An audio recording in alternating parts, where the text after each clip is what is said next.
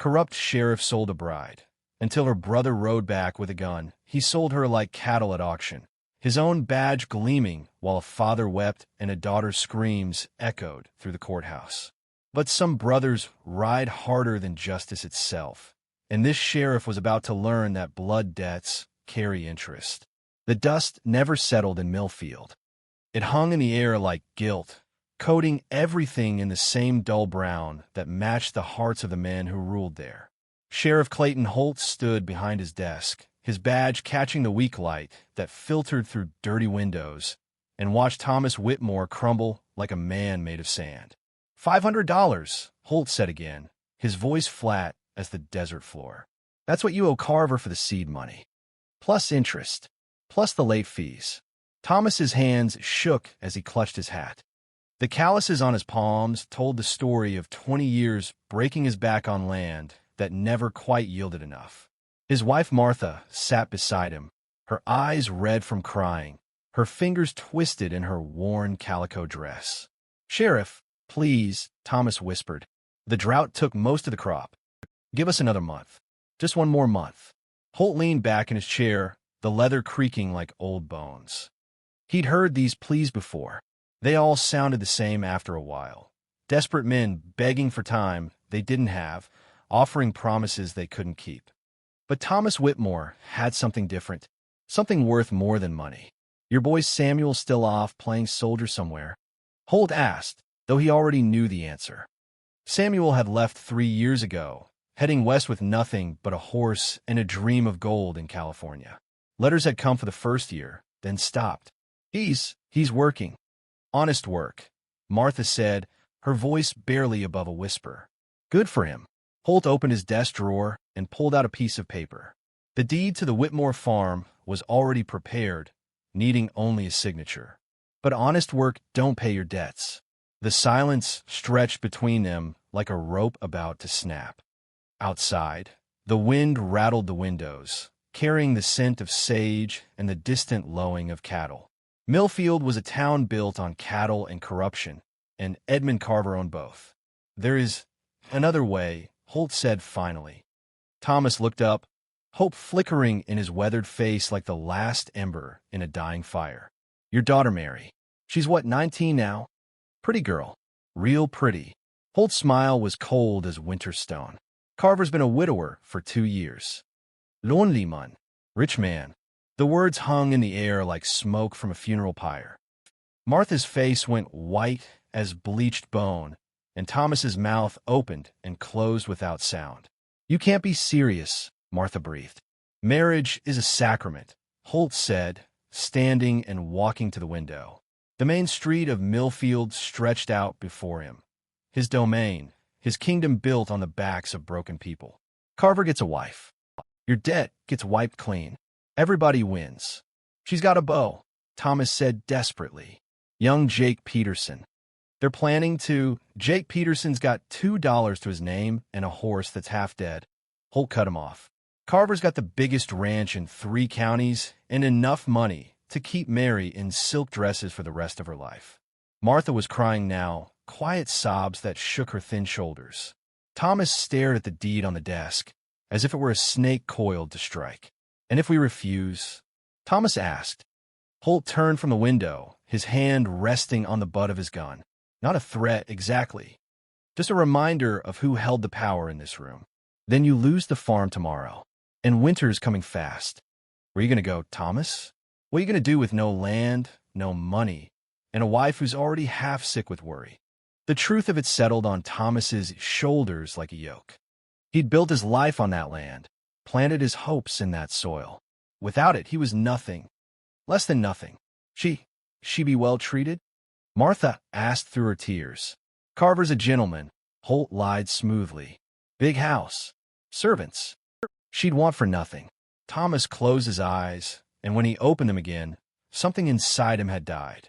The man who'd fought drought and locusts and heartbreak for 20 years was gone, replaced by someone who could sign his daughter's life away with a trembling hand. "I need to talk to her," he said. "Course you do." Holt sat back down, satisfaction spreading across his face like oil on water. "But don't take too long. Carver's an impatient man. As the Whitmores left his office, Holt poured himself a drink from the bottle he kept in his desk. The whiskey burned, but not as much as the knowledge that he'd just traded a girl's freedom for a few $100s. But that's how the world worked, wasn't it? The strong took what they wanted, and the weak paid the price. Outside, the wind picked up, carrying dust and secrets across the endless prairie. Somewhere in that vastness, a lone rider pushed his horse harder through the gathering dusk. Racing against time he didn't know he'd already lost. The dust never settled in Millfield, and neither did the ghosts of the choices made there. He rode into town expecting to surprise his family with gold in his pockets and stories of the frontier. Instead, he found his sister sold like property and his parents' spirits broken. The boy who left Millfield was gone forever. What came back was something the corrupt sheriff never saw coming. Samuel Whitmore's horse stumbled on the last ridge before home, foam on its lips and exhaustion in its eyes. 3 days of hard riding had brought him from the silver mines of Nevada, his saddlebags heavy with enough money to buy his family a new start. The sunset painted the familiar landscape in shades of gold and crimson, and for a moment he felt like the boy who'd left here 3 years ago, full of dreams and believing the world was fair. That feeling died when he saw his sister. Mary sat on the porch of their farmhouse like a broken doll, her wedding dress a mockery of white against the weathered wood. The fabric was expensive, too expensive for a farmer's daughter, but hung on her like a shroud. Her eyes, once bright as morning stars, stared at nothing. Samuel dismounted slowly, his spurs ringing against the hard ground. The sound made Mary look up, and when recognition dawned in her face, she crumbled. "Sam." Her voice was a whisper, a prayer, a plea. He caught her as she fell into his arms, and she felt as fragile as dried leaves. The sister he remembered had been strong, quick to laugh, full of fire. This girl who sobbed against his chest was someone else, someone hollowed out and left a break. "What happened?" he asked, though part of him already knew. The expensive dress, the empty look in her eyes, the way their father wouldn't meet his gaze when he came out of the house. It took an hour to get the whole story. They sat in the kitchen while Martha served coffee with shaking hands, and Thomas stared at his boots like they held the answers to questions he didn't want to ask. Mary couldn't speak of it, so the words came in pieces from their parents: debt, drought, the sheriff's bargain, Edmund Carver's expectations. 5 days, Thomas said finally. She was married to him for 5 days before she ran back here. Samuel's coffee cup cracked in his grip. The boy who'd left Millfield would have cried, would have raged, would have demanded they go to the law. But 3 years in the territories had taught him different lessons. He'd learned them in mining camps where might made right, in saloons where arguments were settled with iron, in the long spaces between towns where a man lived or died by his own hand. "Where is he now?" Samuel's voice was quiet, controlled. "Carver's ranch. He's been drinking since she left, sending messages through the sheriff." Martha's hands trembled around her cup. "Says she belongs to him. Says he'll drag her back if he has to." Samuel stood and walked to the window. The land stretched out before him. The same fields he'd worked as a boy, the same horizon he'd dreamed of crossing. But now it looked different. Now he could see it for what it really was, a chessboard where powerful men moved pieces and common folk paid the price. He touched the gun at his hip, feeling its familiar weight. It wasn't the same pistol he'd carried when he left home. That one had been his father's old army Colt, kept more for show than use. This one was different, a peacemaker he'd won off a dead man in Deadwood, oiled and deadly and hungry for work. "The sheriff," Samuel said. "Tell me about Sheriff Holt." Thomas looked up, fear creeping into his eyes. "Sam, you can't tell me."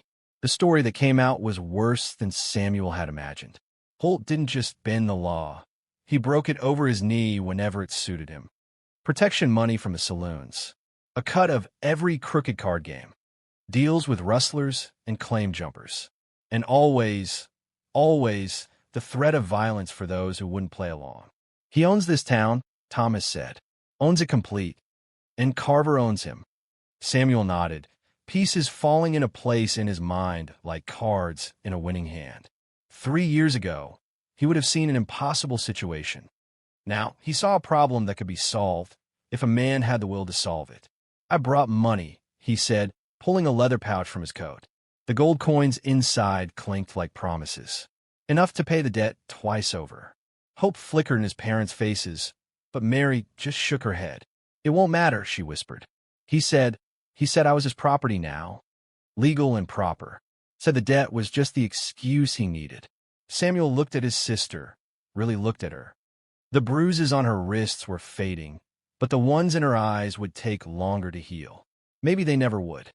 The thought of it lit something cold and bright in his chest, like a star made of ice.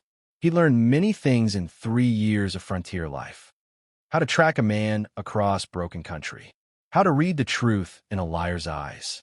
How to draw fast and shoot straight when the chips were down. But the most important lesson was this. Sometimes the law failed, and when it did, a man had to make his own justice. "I'll talk to the sheriff," Samuel said.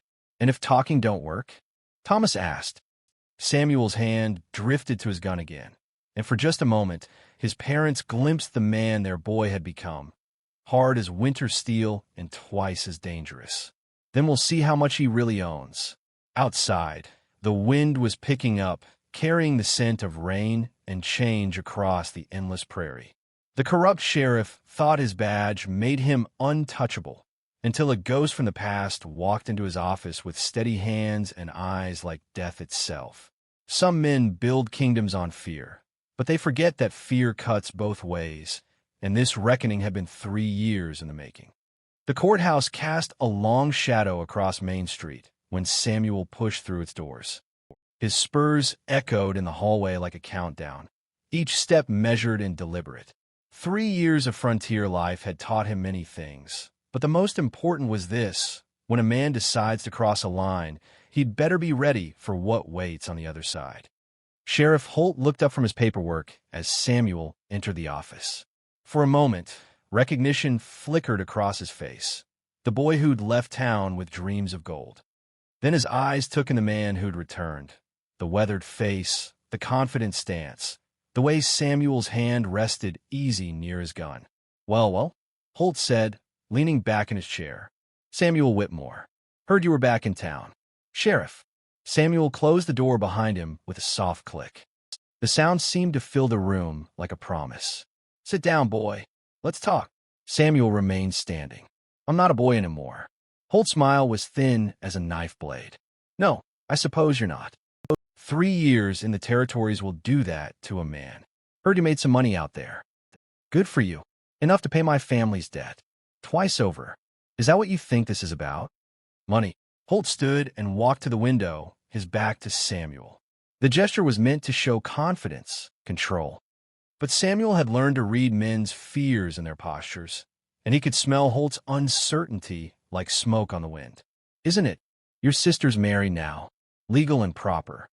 That makes it a different matter entirely." Samuel's jaw tightened. "Marriage implies choice. What you did was slavery." Holt turned, his hand dropping to his gun, but "Que foule, son. That's a serious accusation. It's a serious crime." The silence stretched between them like a rope about to snap. Outside, the sounds of Millfield went on. Horses in the street, conversation from the saloon, the endless whisper of wind through sage. But in this office, the air felt thick as molasses, heavy with the weight of words about to be spoken. "You know what your problem is, Samuel?" Holt moved back to his desk, his movements careful and controlled. "You've been gone too long. Forgotten how things work here. Enlighten me." Holt sat down and opened a drawer, pulling out a bottle of whiskey. He poured 2 glasses, pushing one across the desk towards Samuel. "This is a hard country. Good people don't always get what they deserve. Sometimes they get what they can afford." Samuel didn't touch the glass. "And what could my family afford?" "Their lives." The words hung in the air like gun smoke. "You think I want to make that deal with Carver?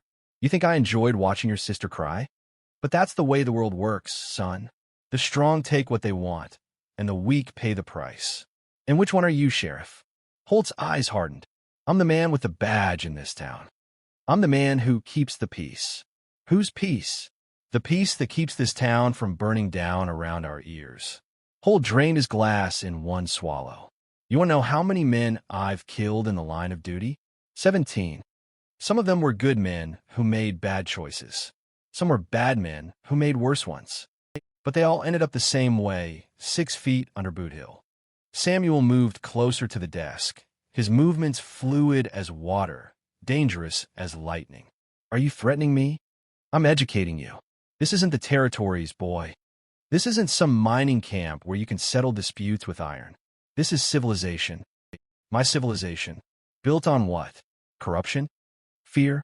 The suffering of innocent people? Built on order. Holt slammed his fist on the desk, making the whiskey bottle jump. You see chaos. I see control. You see injustice. I see necessity. Your family's debt was real. Carver's money was real. The marriage certificate is real. Samuel leaned forward, placing his hands flat on the desk. The wood creaked under the pressure. Then here's something else that's real. I'm taking my sister home. Tonight. Like hell you are. You have 2 choices, Sheriff. You can tear up that marriage certificate and forget this ever happened. Or what? Samuel straightened, his hand hovering near his gun. The movement was small, almost casual. But Holt had seen enough gunfighters to recognize death when it walked into his office. Or tomorrow at noon, you and I settle this in the street. Holt's face went pale beneath his weathered tan. You're talking about a gunfight. I'm talking about justice. That's murder, son. Plain and simple. Is it? Or is it what happens when the law fails and good people have to make their own? Samuel's voice was soft as silk, deadly as poison. I've learned a lot these past 3 years. Learned how to track a man across broken country. Learned how to read the truth in a liar's eyes. Learned how to draw fast and shoot straight when the stakes are high. Holt's hand inched toward his gun. I could arrest you right now. Threatening a peace officer. You could try. The words fell between them like stones into a deep well. Holt looked into Samuel's eyes and saw something that made his blood run cold. Not anger, not hatred, but a terrible, patient certainty. This wasn't the boy who'd left Millfield 3 years ago. This was something harder, something forged in frontier fire and tempered in frontier blood. Carver won't stand for this, Holt said finally. Carver can face me next, if he wants. You're one man against what? A corrupt sheriff and a bully with money. Samuel shook his head. If a faced vers odds. Holt reached for his desk drawer, but Samuel's hand was already on his gun, the barrel clearing leather with a whisper of steel on steel. I wouldn't, Samuel said quietly. The 2 men stared at each other across the desk, and in that moment, Holt understood that his kingdom of fear had found its match. This wasn't some broken farmer or frightened shopkeeper.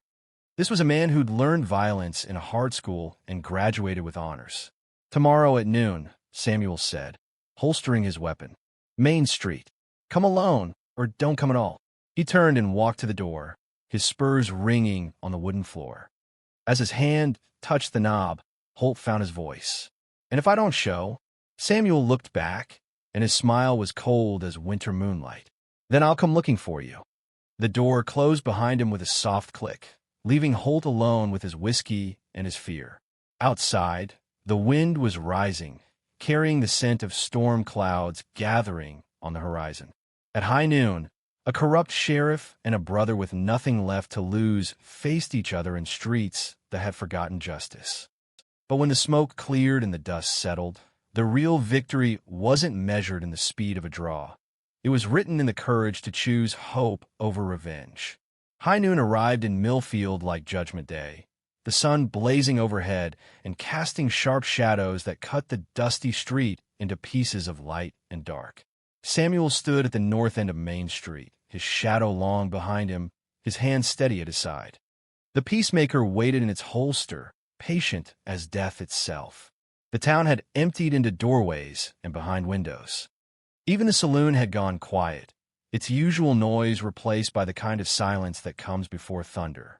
Samuel could feel their eyes on him, some hopeful, some fearful, all waiting to see if one man could stand against the corruption that had ruled their lives for too long. At the south end of the street, Sheriff Holt emerged from the courthouse. His badge caught the sunlight like a fallen star, tarnished and dim. He walked slowly, each step deliberate, his own shadow trailing behind him like a guilty conscience. Between them stretched 50 yards of packed earth, worn smooth by wagon wheels and boot heels and the passage of ordinary days. But nothing about this day was ordinary. This was the kind of moment that divided time into before and after, the kind of reckoning that changed everything. Samuel thought of Mary, sitting on their porch in her ruined wedding dress. He thought of his parents, broken by a system that ground good people into dust. He thought of all the families in Millfield who'd suffered under Holt's boot, too afraid to speak, too weak to fight back. "Last chance to walk away, boy," Holt called out, his voice carrying across the silent street. "Ride out of town and forget this foolishness." Samuel's reply came soft as a prayer, hard as steel. "The only one walking away today is you. In chains or in a box, your choice." Holt's hand moved to his gun, and Samuel saw the fear in the man's eyes. 3 years of frontier life had taught him to read death in a man's face, and Holt wore it like a mask. But the sheriff had built his kingdom on the assumption that fear flowed only one way, from the powerful to the powerless. He'd forgotten that courage, once awakened, could burn brighter than any flame. The church bell began to toll the hour. 1 chime, 2, 3. On the 12th chime, both men drew. Samuel's peacemaker cleared leather like lightning, smooth and deadly and sure. Holt's gun came up fast, but not fast enough. The reports echoed between the buildings like thunder, rolling across the prairie and into history. When the smoke cleared, Holt lay in the dust, his badge reflecting the sky above. His gun had fallen from nerveless fingers, unfired. Blood spread beneath him like spilled ink, writing the end of his story in the dirt of Main Street. Samuel stood over him, the peacemaker still smoking in his hand. Holt's eyes found his, wide with surprise and something that might have been relief. "Funny thing," Holt whispered, his voice barely audible above the wind. "I always thought I'd die in bed. Old and rich and respected." "You still can," Samuel said, kneeling beside him, "if you live through this." Holt laughed, a sound like broken glass. Blood flecked his lips. "Too late for that, boy. Too late for a lot of things. The marriage certificate. Where is it?" "Desk drawer. Bottom left." Holt's breathing came harder now, shallow and quick. "For what it's worth, I never wanted to hurt her. Just needed the money." Samuel looked down at the dying man, and for a moment he felt something almost like pity. Holt had built his kingdom on fear and corruption, but in the end, he was just another broken man making broken choices. "Maybe that's enough," Samuel said quietly. Holt's eyes closed, and his breathing stopped. The corrupt sheriff of Millfield was dead, his reign ended not by justice or law, but by a brother's love and a gun drawn in defense of family. Samuel holstered his weapon and looked up. The townspeople were emerging from their hiding places, moving slowly at first, then faster as they realized what had happened. Mrs. Patterson from the general store. Old Jake from the livery stable. The preacher with his collar askew and wonder in his eyes. But it was Mary who mattered. She stood on the porch of their farmhouse, 50 yards away, but visible as starlight. Even from that distance, Samuel could see her straighten, could see something return her posture that had been missing since his arrival. Edmund Carver's voice cut through the crowd like a whip. "This ain't over, Whitmore." Samuel turned to see the cattle baron pushing through the gathering crowd, his face red with rage and something else, the dawning realization that his own kingdom might be built on sand. "Holt was my friend," Carver snarled. "You'll hang for this." "Will I?" Samuel's voice carried a new authority, born of gunsmoke and justice served. "Or will you face the same choice he did?" Carver's hand moved toward his gun, but the preacher stepped between them, his weathered face set with determination. "Enough blood," the old man said. "This town's seen enough blood." Other voices joined his. "Mrs. Patterson, Jake." Even some of Carver's own men, cowboys who'd grown tired of serving corruption.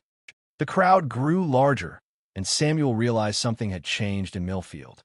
Fear was giving way to hope, silence to courage. Carver looked around at the faces surrounding him. People he'd bullied, cheated, and intimidated for years. Now they stood together, no longer alone, no longer powerless. "This ain't finished," he said, but his voice lacked conviction. "Yes, it is," Samuel replied. "Walk away, Carver. Walk away and never come back." For a moment, the cattle baron looked ready to fight. Then he saw something in the crowd's faces that made him step backward. Without another word, he turned and pushed through the people, heading for his horse. As Carver rode out of town, the crowd began to disperse. Some went back to their businesses. Others lingered to shake Samuel's hand or offer quiet words of thanks. The sun was still high overhead, but something had changed in its light. Millfield felt different, cleaner, somehow. Free. Samuel walked back to his family's farmhouse, where Mary waited on the porch. She wasn't the broken girl he'd found there yesterday. She stood straight, her eyes clear, her voice strong when she spoke. "Is it over?" she asked. Samuel looked back at the town, then at his sister, his family, his reason for everything. "It's over," he said. "We're free." The wind picked up, carrying away the dust and smoke of the gunfight, leaving behind something new. Not perfect, not without challenges, but honest. Clean. A place where good people could build good lives, where justice lived not in a badge, but in the hearts of those who chose to stand together. In the distance, thunder rumbled, and the first drops of rain began to fall, washing the blood from Main Street and carrying it away into the endless prairie, where all debts are finally paid and all stories find their end.